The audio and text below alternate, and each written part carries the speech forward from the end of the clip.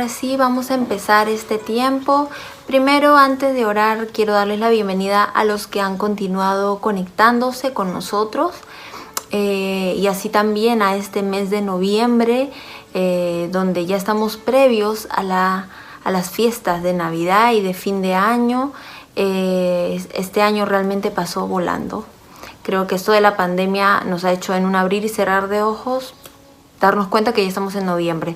Entonces ya estamos ya cerca a aquella fecha donde recordamos, donde no fue, pero recordamos el nacimiento de nuestro amado Señor Jesús. Así que es por ello y es la razón por la cual yo ya estoy y ya saqué toda la decoración navideña en mi casa, ya decoré, ya tengo todo listo y preparado para recibir y recordar esa fecha especial. Así que van a verme en estas transmisiones ya con mis luces de Navidad y preparémonos también porque ya acaba el año y como iglesia tenemos algo preparado muy especial para fin de año, así que estemos pendientes y vamos a ir contándoles poco a poco sobre aquellas cosas que tenemos preparadas. Quiero que oremos para poder empezar este tiempo de la palabra que Dios hoy ha traído a tu vida. Señor amado, te damos gracias por este día, por cada vida conectada en esta transmisión. Hoy te pido que tú hables, que tú, Señor, entres a sus vidas, a sus hogares, a sus corazones con aquella palabra específica para cada uno de ellos. Señor, toca las vidas, toca los corazones y habla. Habla hoy, Señor amado, en tu nombre. Amén y amén. Quiero que vayamos al libro de Juan, capítulo 15. Juan, capítulo 15. Quiero que leamos el versículo 5. Dice: yo soy la vid y ustedes son las ramas. El que permanece unido a mí y yo unido a él, da mucho fruto, pues sin mí no pueden ustedes hacer nada.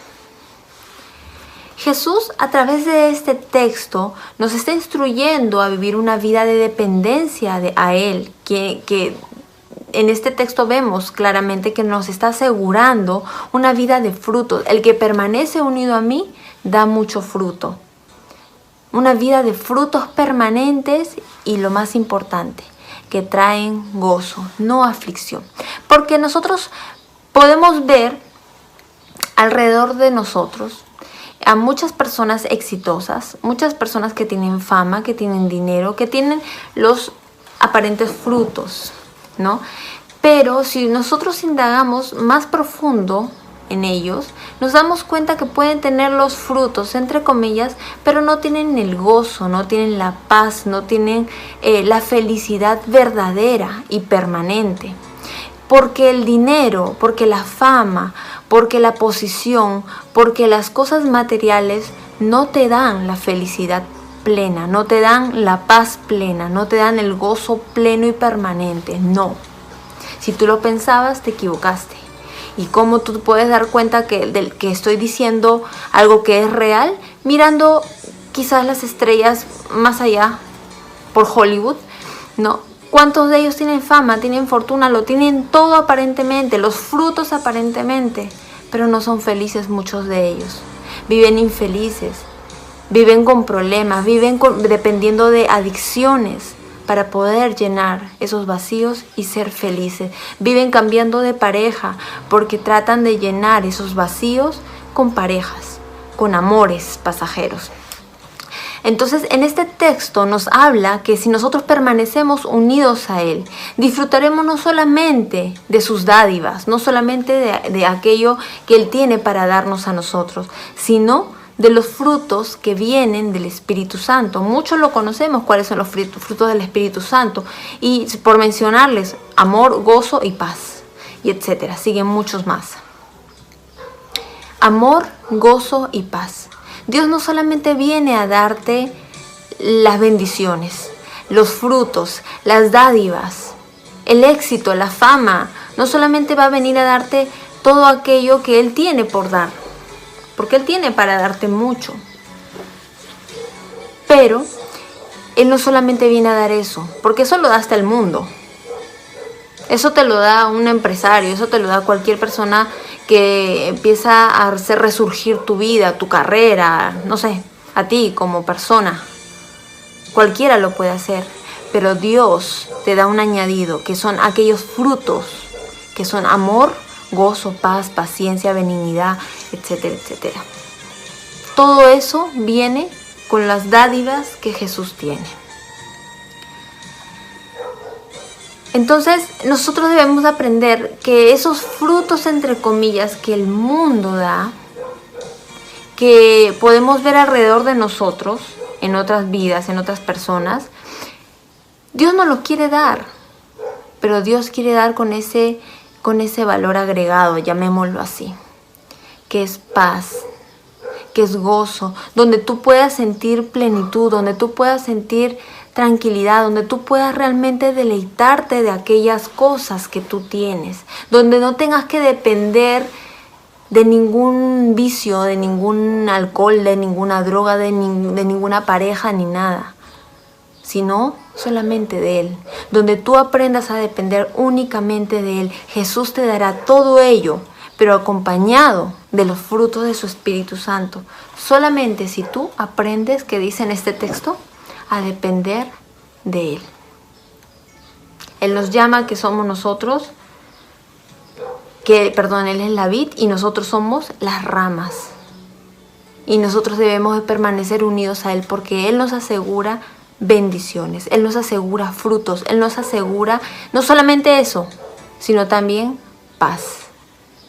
Qué lindo es vivir en paz, qué lindo es vivir con un gozo real, no fingido, no una alegría fingida, no con una vida vacía. Yo he visto y con mucha pena he visto a muchas personas que en un momento amaron mucho a Dios, sirvieron mucho a Dios, pero llega un momento, un tiempo en el cual empiezan a perseguir más sus sueños personales, ¿no? Yo quiero ser próspero, quiero tener mucho dinero, quiero comprarme tales carros, quiero tener mucha fama, quiero tener casa propia, quiero tener esto, que es lógico, todos lo queremos. Yo también anhelo poder tener un día una casa propia porque no la tengo. Anhelo muchas cosas aún, pero empezamos a perseguir eso y nos soltamos y dejamos de depender de Dios. Decimos, sí, yo soy cristiano, sí, yo todavía sigo a Cristo y he visto muchos de ellos, pero empiezan a llevar una vida religiosa, una vida sin depender de Dios, una vida donde le da más prioridad a sus cosas personales que al servicio o a buscar más de Dios. Empiezan a buscar más lo suyo que lo de Dios. Entonces he visto esas personas que quizás sí se les puede ver a algunos, lamentablemente a otros se han ido como de narices, por decirlo así, pero he visto a otros que han sido aparentemente prosperados.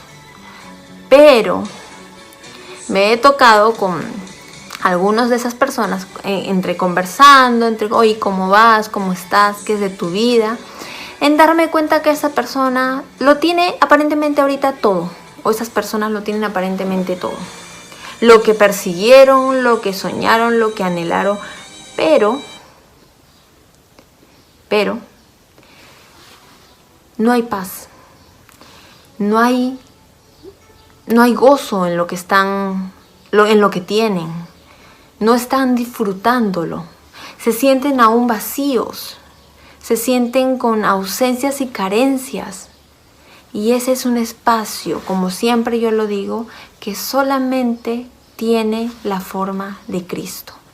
Solamente Jesús puede llenar ese lugar, ese espacio en el corazón del hombre. Nada más. Pero lamentablemente muchos empiezan a llenarlo con dinero, con éxitos, con logros, y bien por ellos y bien por eso. Es muy bueno que uno salga adelante, que uno surja, es bueno, pero nunca le quites el primer lugar a Jesús. Yo quiero que vayamos a Lucas capítulo 5, versículo del 1 al 11. Quiero contarles aquel llamamiento de los primeros discípulos. Dice: y aconteció que mientras la multitud se agolpaba sobre él para oír la palabra de Dios, estando Jesús junto al lago de Genezaret, vio 2 barcas que estaban a la orilla del lago. Pero los pescadores que habían bajado de ellas lavaban las redes. Subiendo a una de las barcas, que era de Simón, pidió que se separara de tierra un poco y sentándose enseñaba a las multitudes desde la barca. Cuando terminó de hablar, dijo a Simón: sal a la parte más profunda y echad vuestra red para pescar. Respondiendo Simón dijo: Maestro, hemos estado trabajando toda la noche y no hemos pescado nada, pero porque tú lo pides, echaré las redes. Y cuando lo hicieron, encerraron una gran cantidad de peces, de modo que sus redes se rompían. Entonces hicieron señas a sus compañeros que estaban en la otra barca para que vinieran a ayudarlos, y vinieron y llenaron ambas barcas de tal manera que se hundían. Al ver esto, Simón Pedro cayó a los pies de Jesús, diciendo: apártate de mí, Señor, pues soy hombre pecador, porque el asombro se había apoderado de él y de todos sus compañeros, por la redada de peces que habían hecho. Y lo mismo le sucedió también a Jacobo y a Juan, hijos de Zebedeo, que eran socios de Simón. Y Jesús dijo a Simón: no temas, desde ahora serás pescador de hombres. Y después de traer las barcas a tierra, dejándolo todo, le siguieron. Dejándolo todo, le siguieron. En este texto muestra a Jesús caminando con las multitudes. Jesús caminaba, iba con multitudes de personas que lo seguían. Pero aún no tenía a los discípulos, aún no tenía a sus discípulos. Caminaba con mucha gente, pero no tenía a los amigos, a los discípulos cercanos a él. Y en ese momento es donde empieza a escuchar de Jesús algunos de ellos y a reconocerlo quiénes iban a ser sus discípulos, aquellas personas que estaban entre la multitud o en ese momento por el lago donde estaban pescando. Estaban algunos de ellos, de los que iban a ser sus discípulos. Y específicamente entre el verso 4 hasta el 8, habla de Simón Pedro, de un hombre pescador. Es decir, no era un hombre, pues, no sé, que se lanzó un día y dijo: ay, voy a pescar, a ver si pesco algo. No, él era un hombre pescador, era un hombre conocedor de su labor, de lo que hacía, de su trabajo, de la pesca. Pero en estos textos habla que él siguió las instrucciones de Jesús, aunque eran ilógicas, porque ahí Simón Pedro le explicaba: pero Jesús, toda la noche hemos estado ahí y no hemos pescado nada. Entonces, bueno, pero si tú me lo dices, yo lo voy a hacer, porque Jesús le estaba dando una indicación de entrar mar adentro y echar las redes. Pero era algo ilógico porque toda la noche se le habían pasado pues en ese plan y nunca había pasado nada. Pero al ver Simón Pedro lo sobrenatural del poder manifiesto de Jesús, cayó a los pies de Cristo. Lo mismo dice que sucedió, habla en el verso 10, y lo mismo le sucedió también a Jacobo y a Juan, hijos de Zebedeo. O sea, ahí conoce a otros 2 discípulos más. Pasó la misma situación, ¿no?, que había pasado con Simón Pedro. Entonces, obviamente ellos se quedaron asombrados, se quedaron impresionados, se quedaron impactados de que pues todo su trabajo, y ellos eran expertos, ellos eran diestros en lo que hacían. Jesús no era pescador, pero sin embargo Jesús fue algo más sobrenatural lo que pasó en ese momento, y ellos lo reconocieron, aquellos discípulos lo reconocieron. En el verso 11 dice finalmente que luego de esa gran pesca milagrosa que sucedió, ellos dejaron todo y siguieron a Jesús. Lo dejaron todo. Uno puede decir: pero si estos hombres, quizás el trabajo en la pesca, ellos eran quizás los digamos, los que dirigían, ¿no?, las cabezas de esos pescadores, y en ese momento, o sea, su vida, su familia, su hogar, su todo, ellos mismos dependían de eso, de ese trabajo, de ese emprendimiento, llamémoslo así. Ellos dependían de eso, pero a ellos en ese momento no les importó. porque ellos reconocieron un poder sobrenatural que cuando te toca, cuando tú te encuentras con ese poder sobrenatural, no solamente va a bendecir tu vida, sino también la de otros. No solamente va a afectar a tu vida, sino también la de otros. Entonces ellos dijeron, pues tenemos, pienso, ¿no? Tenemos gente a cargo, que ellos sigan, que ellos continúen, pero nosotros tenemos que seguirlo a este hombre, porque este hombre es el que nos va a dar la bendición, porque este hombre nos ha demostrado que tiene el poder de Dios.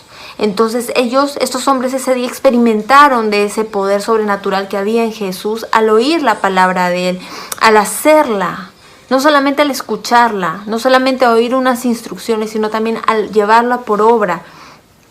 Y no solo eso, sino al obedecer ellos y hacer ese acto de fe, esperar creyendo que algo sobrenatural iba a suceder. Y ellos lo hicieron y vieron el poder de Dios actuar. Ellos entendieron que fuera de Jesús nada tendrían. Que su labor de pescadores, su esfuerzo, las riquezas, nada de ello tendrían lo suficiente sin el poder de Dios obrando sobre eso. Es por eso que no dudaron y quizás, como les mencionaba, tenían personas a cargo a quienes le dejaron el trabajo y ellos dijeron, no, nosotros no nos vamos a perder esto. Nosotros tenemos que seguir a este hombre. Y lo dejaron todo, siguiéndolo a Jesús, que es el dueño de todo. En Él encontraron no solamente esa bendición, sino también el gozo. Es por eso que sintieron esa plenitud en sus vidas y dijeron, no, yo no me voy a perder esta oportunidad, yo no me voy a perder de este momento, pero yo voy a seguir a este hombre. Yo voy a ir tras este hombre porque en Él está el poder sobrenatural. Y muchos de nosotros podemos emprender cosas, salir adelante en diferentes áreas de nuestra vida, tener éxitos en diferentes cosas. Por fin encontraste la pareja que tanto anhelas, te casas. Tú puedes creer y pretender ser feliz con esa persona. Pero el ser humano o tu pareja o la persona no deja de ser humano imperfecto. Y muchas veces hay personas que se casan tan ilusionadas y con la expectativa de que esa persona le va a hacer feliz, que claro, sí, te va a hacer feliz. Pero esa persona va a tener sus errores, va a tener sus fallas, va a equivocarse. No es una persona perfecta. Y a la primera que a veces se equivocan, a la primera que fallan, a la primera que quizás hay discusiones o cosas comunes, ¿no?, que pasan, muchas veces hay personas que se desilusionan, como que tiran todo por la borda, como que no hay un disfrute del matrimonio, no hay un gozarse en el matrimonio, porque todas sus expectativas las pusieron sobre esa persona cuando no. Tu vida, tu matrimonio, tu hogar, tu familia, tus finanzas, tu empresa, todo tú tienes que aprender a dependerlo y a ligarlo a Cristo. Porque si tú no ligas nada de eso a Cristo, tu vida no va a ser plena, no vas a sentir el gozo pleno que Dios tiene para darle como añadidura. Hay muchas cosas, nada de ello nos va a dar la plena felicidad. Una pareja no te va a dar la plena felicidad. Una familia, un hijo, sí, o sea, yo por ejemplo estoy casada, soy muy feliz y tengo a mi hija y soy súper feliz con mi familia, amo mi familia. Pero yo sé que si yo no tendría a Cristo de mi lado, ¿cuántos momentos en los que he tenido discusiones, desánimos, momentos de estrés, momentos de crisis, momentos en los cuales quizás la depresión ha querido tocar mi vida? ¿Cuántas veces me pongo a pensar cuántas de esas veces hubiera tirado la toalla y hubiera abandonado todo? Pero yo, cuando me he sentido así, miro a mi alrededor y son momentos en los cuales no quieres estar solo. ¿no? No quieres poner esa carga ni en el esposo, ni en los hijos, ni en nadie. Quieres estar solo y es algo que está en ti, solo. Y en esos momentos es cuando yo he levantado mi rostro y me he puesto a orar y he encontrado a Jesús, he encontrado a Dios ahí, dándome fuerza, dándome aliento, dándome palabra, dándome ánimos.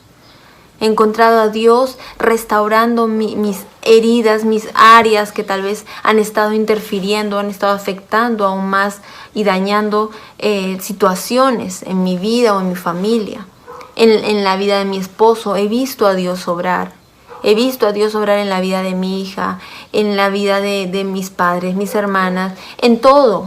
En muchas cosas, aún cosas que yo también en algún momento he emprendido, he visto a Dios obrando. He visto la mano de Dios obrando a favor. Entonces son cosas que tú no puedes dejarlo ya. En mi vida es ligarme completamente a Cristo, y todo lo que yo haga es aprender a dependerlo y a sujetarlo a Él, porque Él te asegura no solamente la bendición, no solamente los frutos, sino también te asegura una plenitud, un gozo, una felicidad, una paz plena. Él te asegura eso. No solo los frutos, sino la felicidad, que es lo primordial, es lo mayor, es lo que Él tiene para ti, es lo que Él nos promete. Y yo quiero terminar con un ejemplo más, que no podía dejar de mencionarlo porque es como un ejemplo muy claro para esto. Lucas capítulo 19, versículo del 1 al 10, dice: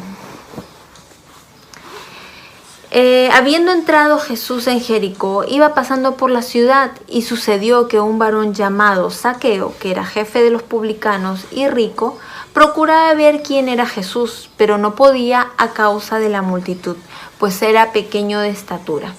Y corriendo delante, subió a un árbol sicómoro para verle, porque había de pasar por ahí. Cuando Jesús llegó a aquel lugar, mirando hacia arriba, le dijo: Zaqueo, date prisa, desciende, porque hoy es necesario que pose yo en tu casa. Entonces él descendió a prisa y le recibió gozoso. Al ver esto todos murmuraban, diciendo que había entrado a posar con un hombre pecador. Entonces Zaqueo, puesto en pie, dijo al Señor: He aquí, Señor, la mitad de mis bienes doy a los pobres, y si en algo he defraudado a alguno, se lo devuelvo cuadruplicado. Jesús le dijo: Hoy ha venido la salvación a esta casa, por cuanto él también es hijo de Abraham, porque el Hijo del Hombre vino a buscar y a salvar lo que se había perdido.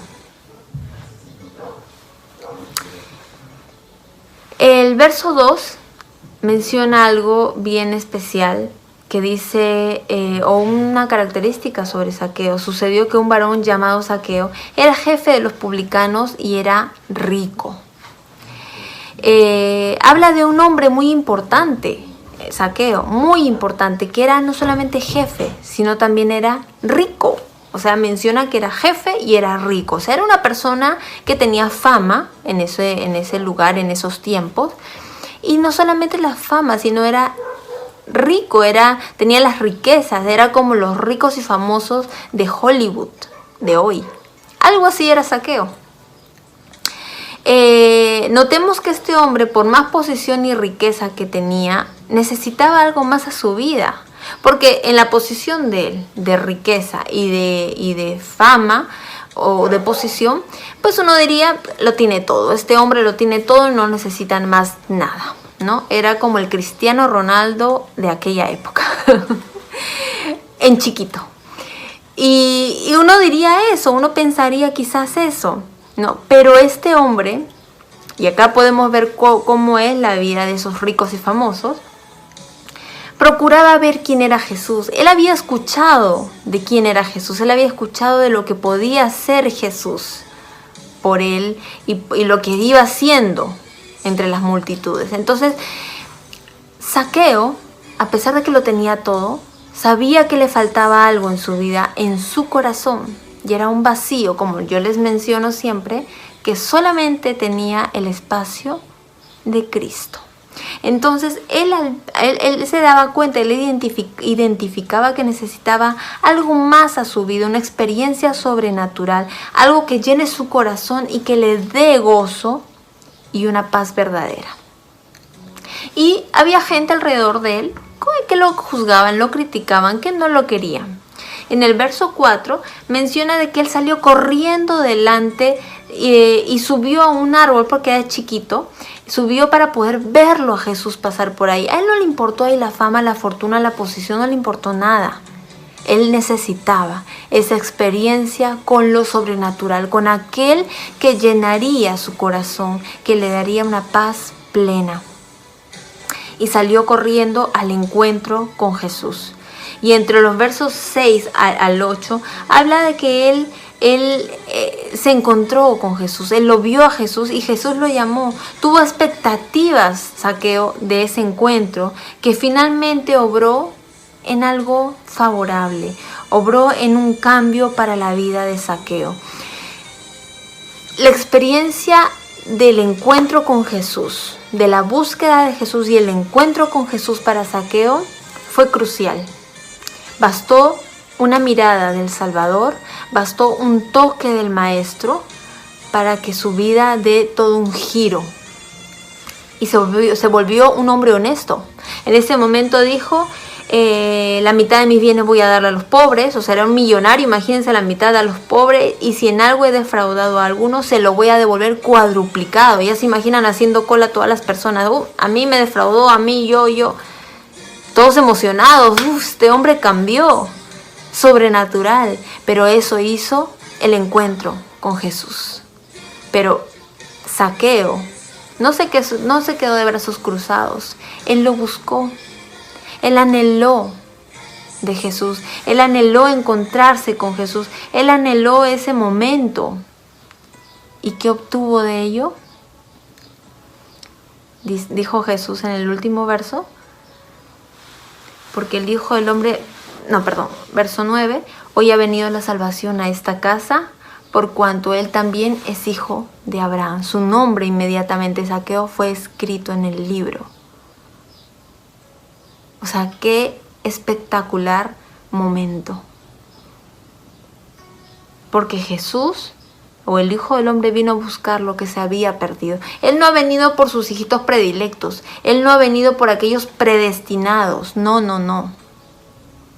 Él viene por aquellos que lo buscan, que se arrepienten y que ligan su vida completamente a Él. Él vino por aquellos que se habían perdido, pero que buscan, que procuran un encuentro con Él.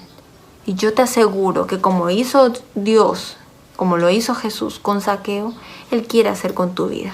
Lo hizo con mi vida, lo sigue haciendo, porque no soy una obra terminada. Mi casa, mi familia no es una obra terminada. Hay mucho que Dios todavía sigue haciendo y sigue obrando. Y yo vivo agradecida. Y hay mucho que Dios quiere hacer en tu vida. Quiero que terminemos este tiempo orando y entregándoles nuestras vidas a nuestro amado Jesús. Señor amado, te damos gracias por esta palabra. Gracias por lo que tú has traído el día de hoy. Gracias porque tú, Señor amado, has venido para poder llenar nuestros corazones, para poder, Señor, entrar en nuestras vidas y operar en un cambio sobrenatural, operar en una transformación, Señor, sobrenatural, pero más que ello, atraer gozo, atraer alegría y atraer paz a nuestras vidas, atraer de aquellos frutos de tu Santo Espíritu y atraer esas bendiciones hasta que sobreabunden. Lo creemos, lo declaramos y tomamos esta palabra como nuestra. En tu nombre, Señor amado, te damos la gloria y la honra por lo que haces y lo que harás. Amén y amén. Que Dios te bendiga mucho.